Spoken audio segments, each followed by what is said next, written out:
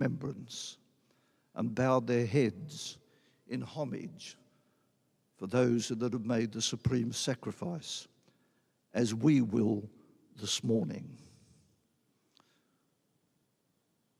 This place reminds us of that famous Australian, Sir John Monash. 1927, the foundation stone was laid.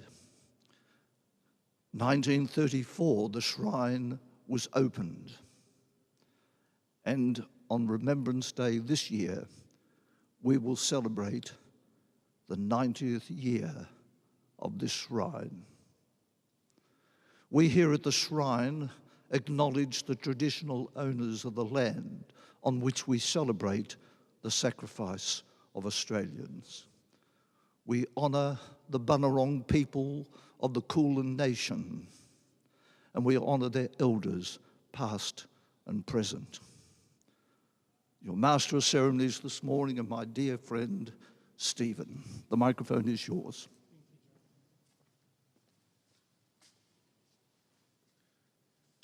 Well, good morning, everyone. My name is Stephen Lake. I'm a member of the Rotary Club of Melbourne and chair of the 0808 committee. It's my privilege to be your MC for the ceremony today, and I welcome you all to the shrine, to this very special commemoration of the Battle of Amiens, 8th of August, 1918. I'd like to make a special welcome to Monash Medalist 2024, the Honourable Josh Frydenberg. To Monash Medalist 2019, Major General Jim Barry, AM, MBE, RFD, ED, and Monash Medalist 2012, Professor Jeffrey Rosenfeld, ACOBE, Case and J. Welcome. Thank you to the Board of Governors of the Shrine of Remembrance, and in particular to the Ceremonial Programs Manager Dale Capron for his assistance in holding of this event.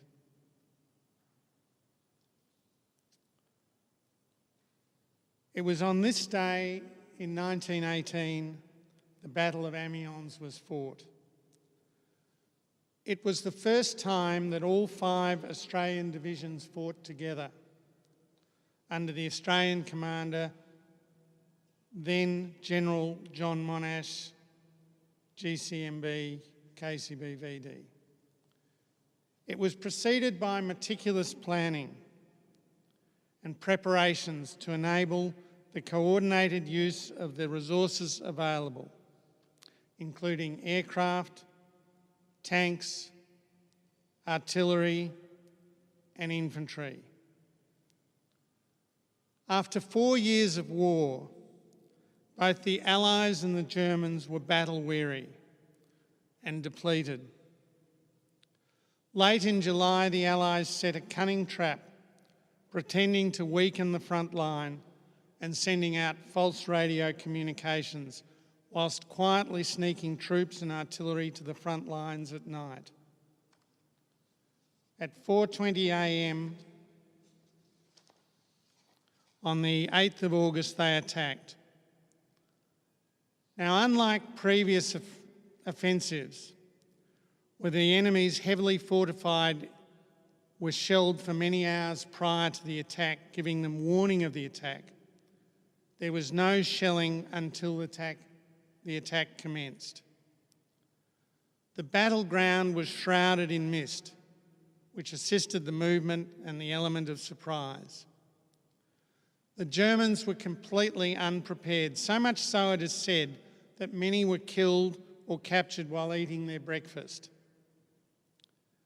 The Allies were bolstered by more than 500 tanks and 2,000 aircraft in the battle, which saw a shift away from the traditional trench warfare to mobile, above-ground fighting, which the Australians preferred and at which they excelled. By mid-afternoon, the offensive had advanced nearly 12 kilometres.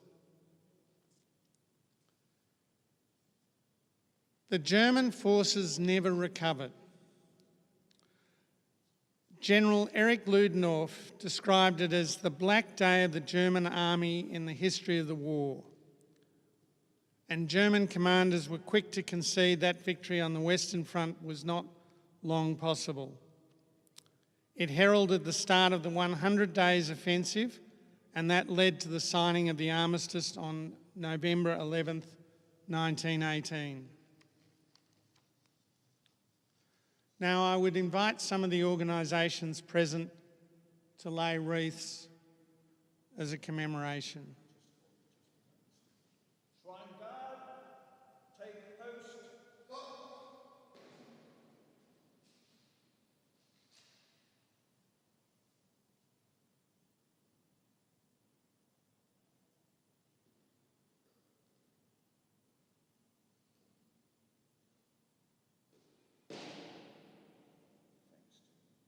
Thank you, John.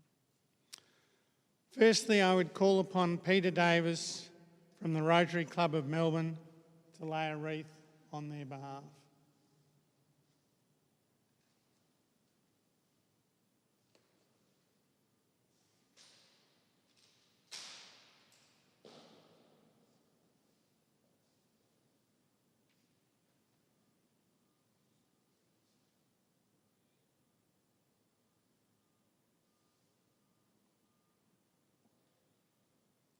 Thank you, Peter. Next, I would call upon Michael Bennett, the great-grandson of Sir John Monash, to lay a wreath on behalf of the Monash family and the Spirit of Australia Foundation.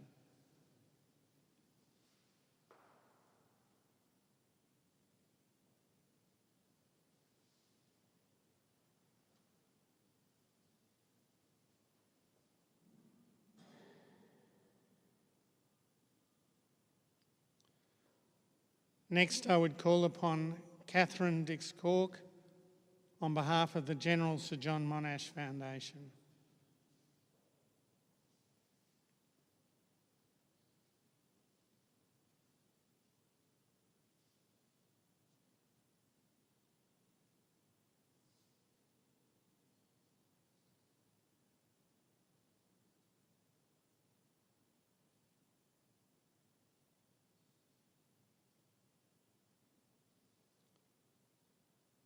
On behalf of VAGEX and the Jewish community, I would ask Professor Jeffrey Rosenfeld, the patron of VAGEX, to lay a wreath.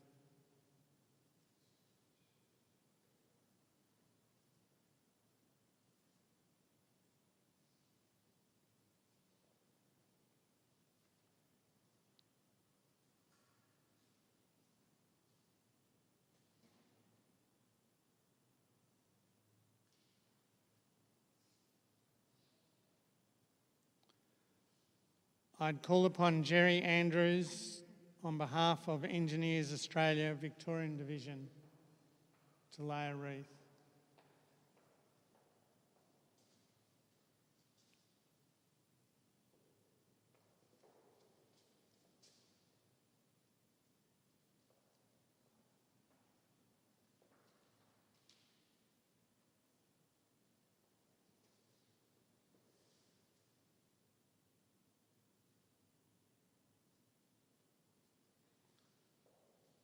And I'd call on John Coulson on behalf of the Shrine Trustees and Shrine Governors to lay a wreath.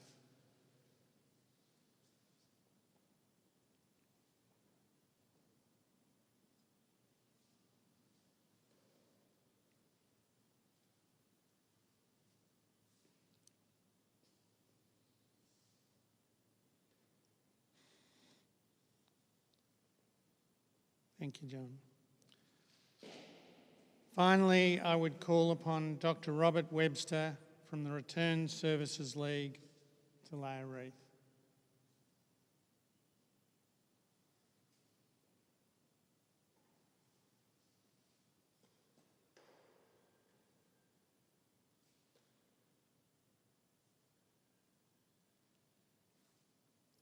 Thank you, John.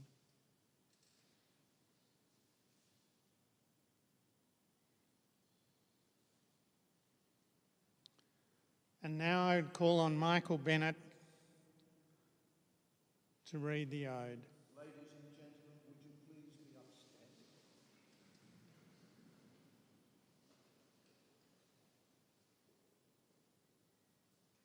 They shall grow not old, as we that are left grow old. Age shall not weary, nor the years complete. At the coming down of the sun and in the morning, we will remember them. We will remember them.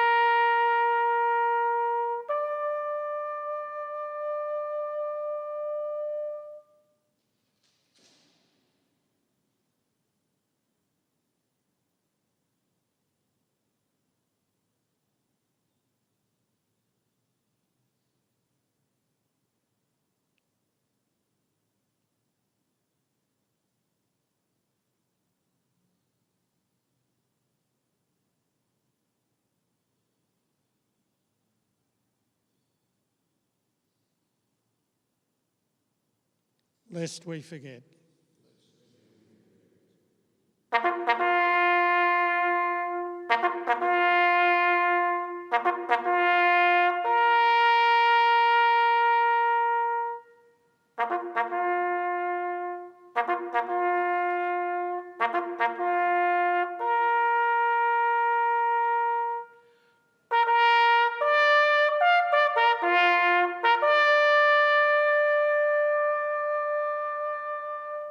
Please remain standing for the national anthem.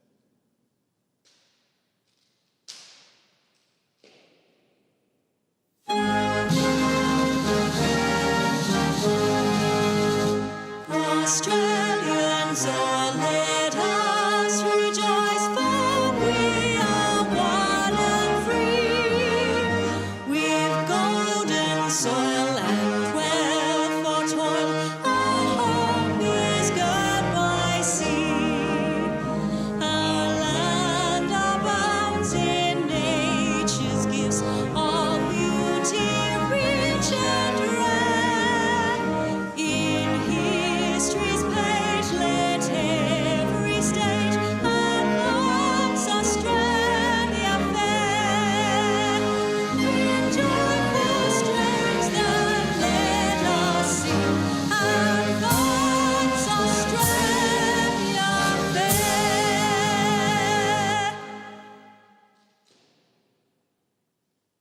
Shrine guard, forward.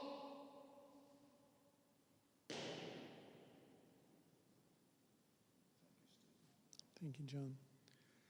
We'd now like to invite you to join us down in the western annex of the Visitors Centre, making your way down through the crypt. The Honourable Josh Frydenberg will address you, and there's a cup of tea or coffee. Thank you. And for those like